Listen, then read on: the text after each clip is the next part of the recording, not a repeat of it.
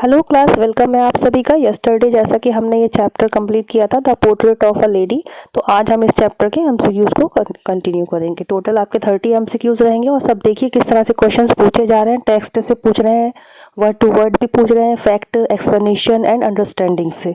तो इसीलिए चैप्टर्स को आपको थॉरोली पढ़ना ज़रूरी है। जो भी आपके सिलेबस में पीजीटी इंग्लिश में 11th-12th क्लास के जो भी चैप्टर सिलेबस हैं। Okay, who is the author of the portrait of a lady? Answer is Khushwant Singh. First पहला तो क्वेश्चन हर चैप्टर का ये बनेगा ही बनेगा। Who is the main character of the chapter the portrait of a lady? तो grand mother है main character, बहुत ही strong character है। How did the grandfather in the portrait hung on the wall look like? जो portrait grandfather का टंगा हुआ है, दीवार पर तस्वीर टंगी हुई है, वो कैसे दिख रहे हैं? Old, long white beard and one big turban. ये सब मैंने जब चैप्टर पढ़ाया है तो हमने ये सब पढ़ा है। How did the grand mother look? Grand mother कैसी दिखती हैं? इसमें बहुत कंफ्यूजिंग वाले आपके और सिलेबस ऑप्शंस हैं, तो देखिए old, short, slightly bent and fat, ये सारे उनकी क्वालिटीज हो जाएंगी जैसी वो दिखती हैं। When did author parents leave him with his grandmother? कब उसके ऑथर के पेरेंट्स उनको छोड़ जाते हैं उनकी दादी माँ के पास? खुशवंत सिंह जी की बात चल रही है, तो जब ये छोटे थे, when he was a kid. Which animal did the grandmother use to find in the village? देखिए इस चैप्टर में जो फेजेस चलते हैं, पहले वो विलेज में रहते हैं दादी माँ के साथ, अपने सिटी में आ जाते हैं, सिटी में भी उनका रूम एक साथ रहता है, फिर रूम भी अलग हो जाता है यूनिवर्सिटी में। उसके बाद वो यूनिवर्सिटी के बाद विदेश चले जाते हैं। तो ये सारे हम लोगों ने फेजेस देखे उनकी लाइफ के। तो विलेज में वो किसको फीड करती थी? तो विलेज में वो, इसमें हमारा हो जाएगा ऑप्शन ए, डॉग्स को खिलाती थी। स्पैरोज को वो सिटीज़ में दाना दिया करती थी। ठीक है, ये हमारे कन्फ्यूजिंग ना हो। What did the author eat for breakfast? तो थिक एंड स्टिल चपातीस, बासी रोटियाँ with little butter sugar spread in it. तो यही आपका आंसर है। Why would grandmother accompany the author to his school? Village की बात चल रही है, तो विलेज में वो उनके साथ उनके स्कूल क्यों जाती थी? Because of the temple attach to school. ठीक है, इस टेम्पल पास में था स्कूल के, इसलिए।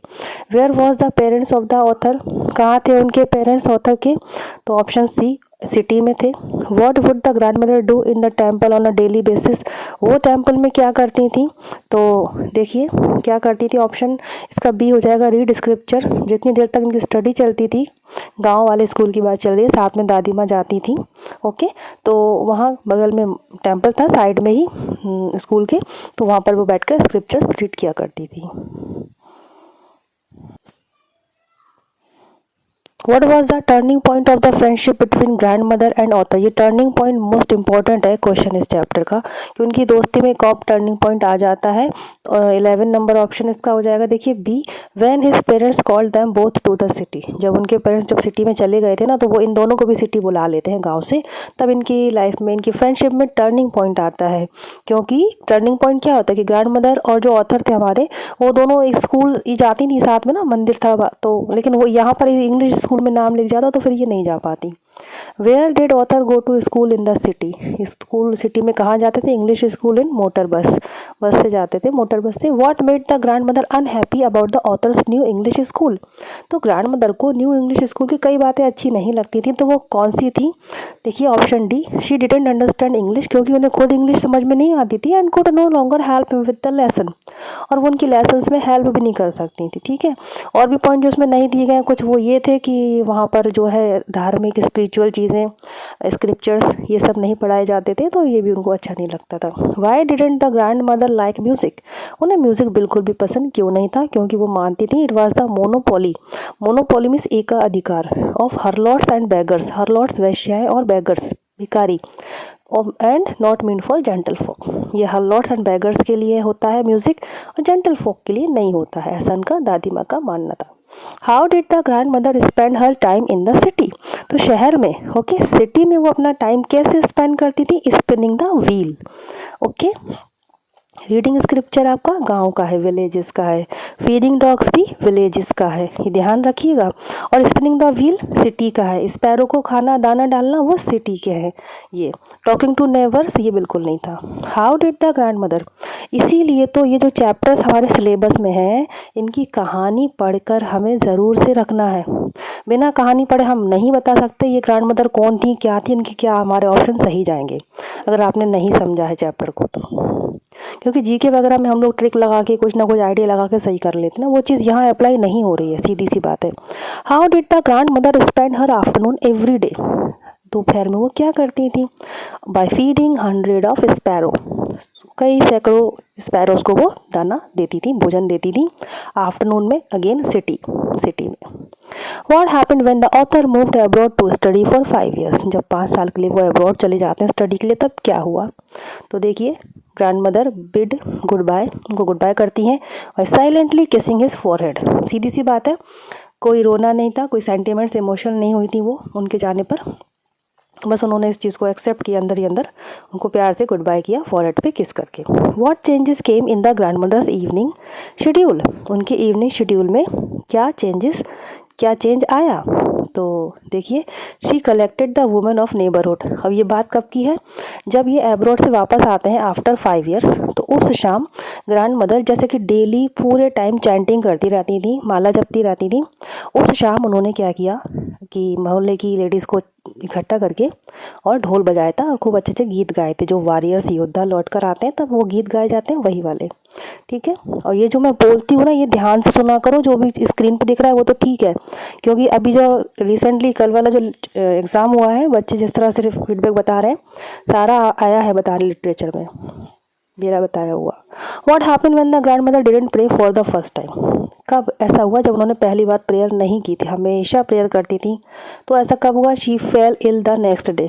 ठीक है, तो अगले ही दिन वो बीमार हो गई। इसको थोड़ा कनेक्ट कर लेते हैं। आफ्टर 5 ईयर्स जब ये वापस आते हैं, तो उस शाम दादी माँ डेली की तरह प्रेयर नहीं करी, उन्होंने लेडीज़ को बुला के और ढोल बजाए और खुशियाँ मनाई और अच्छे अच्छे वॉरियर्स वाले गीत गाए। ओके, तो जब क्या हुआ, जब दादी माँ ने प्रेयर नहीं की, पहली बार ऐसा हुआ था जब उन्होंने प्रेयर नहीं की थी और वो फंक्शन टाइप किया था, अगले ही दिन वो बीमार हो गई थी, बुखार हो जाता है उन्हें। Option A. How did the grand mother react to her illness, उनकी बीमारी पर उन्होंने खुद ने क्या रिएक्ट किया? उन्होंने सीधा बोला कि हर एंड वॉज नियर, कि अब उनकी डेथ करीब है। What did the grand mother do in her final hours, तो उन्होंने अपने फाइनल आवर्स में, लास्ट मोमेंट पे क्या क्या किया? देखिए, तो आंसर इसका हो जाएगा option C, silently praying and telling her beads, अपनी जो माला है, बीट्स है, दाने हैं, उनको जपती रहीं, साइलेंटली प्रेयर में रहीं वो। How did the grand mother die, तो कैसे उनकी डेथ हो जाती है? During telling beads laying on the bed, bed पर लेटी हुई अपनी जो जाप करती हुई उसी समय, हॉस्पिटल नहीं है, ध्यान रखें। How did the sparrow express their sorrow at the death of their grand mother, sparrows जो डेली आती थी आफ्टरनून में, रूटीन था ग्रैंड मदर का सिटी में, तो ये कैसे एक्सप्रेस करती हैं अपना दुख ग्रैंड मदर की डेथ पर? ऑप्शन आपका हो जाएगा B, they came and sat silently in the verandah.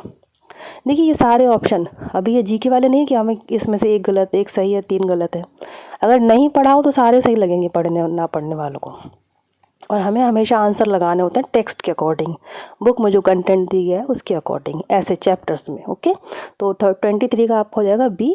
वो आई, चुपचाप बैठी और बरामदा में चली जाती हैं। जब उनकी डेड बॉडी को ले जाया जाता है, उसके बाद वो भी उड़कर चली जाती हैं वापस, और ऑथर की जो मदर है वो उनको खाने के लिए देती हैं कुछ, लेकिन वो बिल्कुल भी नहीं खाती हैं।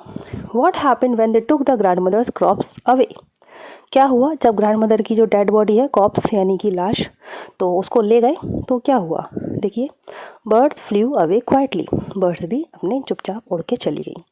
How do you feel about the character of the grand mother in the chapter, आपको क्या लगता है ग्रैंड मदर का चैप्टर कैसा है?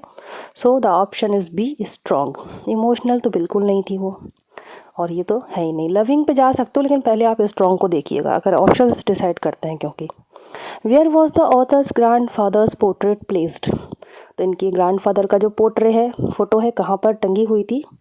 Option B, hung above the mantel piece, एक कुछ पीस है, डेकोरेशन पीस है, कहीं रखा है, उसके पास जो दीवार है वहाँ ऊपर टंगी हुई थी। Did the author bother to learn the morning prayers that is grand mother recited, गाँव में जब दादी माँ और ऑथर साथ में रहते थे, तो दादी माँ स्कूल के लिए उनको रेडी करती थी और बाथरूम में नहलाना धोना सब करती थी, तो वो प्रेयर गाती रहती थी, इस वजह से कि ये सुनेंगे तो इनको याद हो जाएंगी। तो क्या ऑथर ने कभी लर्न किया उन प्रेयर्स को, उन मॉर्निंग प्रेयर्स को? तो आंसर इसका बी है, ही लिसन्ड, सुनते तो थे but did not bother to learn, पर उन्होंने सोचा नहीं कि मैं सुनूँ, इनको याद कर लूँ। When was their common link of friendship snapped, उनका पहला सबसे नॉर्मल कॉमन लिंक कब अलग हो गया, उनसे छिन गया? When he went to the university, जब उन यूनिवर्सिटी में गए। कॉमन लिंक क्या था? एक ही रूम में रहते थे दादी माँ और ऑथर। ओके, गांव में भी, शहर में भी, स्कूल टाइम तक। लेकिन जब उनका यूनिवर्सिटी में एडमिशन होता है ना, तो फिर उनको सेपरेट रूम दे दिया जाता है। तो ये उनका स्नैप हो गया common link. What was grandmother's reaction when the author was going abroad? तो जब अब्रॉड जा रहे थे इनका क्या रिएक्शन था? नॉट इवन सेंटिमेंटल, बिल्कुल भी सेंटिमेंटल नहीं हुई, वो सिर्फ प्रेयर पढ़ती रही ऐसे। और आज का last question, What was her reaction when he came back after 5 years? जब वापस आते हैं 5 साल बाद, तो claps the author in her arms, उनको गले लगा लेती हैं, and said prayers, और अच्छे से उनको प्रेयर्स देती हैं।